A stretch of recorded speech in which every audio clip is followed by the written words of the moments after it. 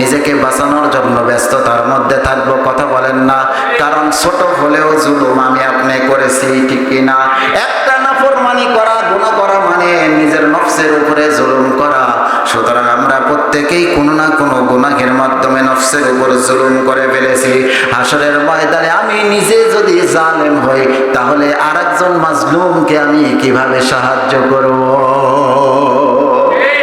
এই জন্য দুনিয়ায় আদর্শ, আমরা যে নেতার অনুসারী হই না কেন, দুনিয়ার হাইসিয়তে কার আদর্শ ভালো লাগবে এটা তবিও তো ব্যক্তিগত ব্যাপার। কিন্তু শরীয়তের দৃষ্টিতে যদি আমি লক্ষ্য করি, তাকাই, তাহলে আমরা প্রত্যেকেই মুসলমান, এক আল্লাহর গোলাম, ঠিক কিনা?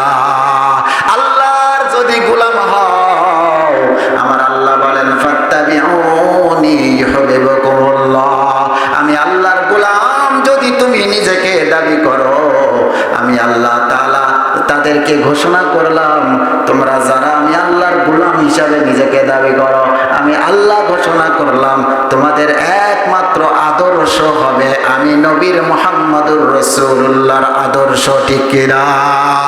নবীওয়ালা আদর্শ তোমাদের আদর্শবান হতে হবে, নচেত হাসরের ময়দানে ওই সমস্ত জালেমদের সঙ্গেই তোমাদের হাসর নাসর হবে, ঠিক কিনা? এই জন্য ঈমানকে বাঁচাতে হবে, পারবো তো ইনশাআল্লাহ? কুফরি কথা, কুফরি কাজ, শুধু আল্লাহর অস্তিত্বকে অস্বীকার করলেই যে কাফের না, এমন কিছু কথা আছে যে কথাগুলো কুফরি কথা, এমন কিছু কাজ আছে যে কাজগুলো কুফরির সাথে সম্পৃক্ত, এই কাজগুলো করা যাবে না, এই কথাগুলো বলা যাবে না, পারবো তো ইনশাআল্লাহ?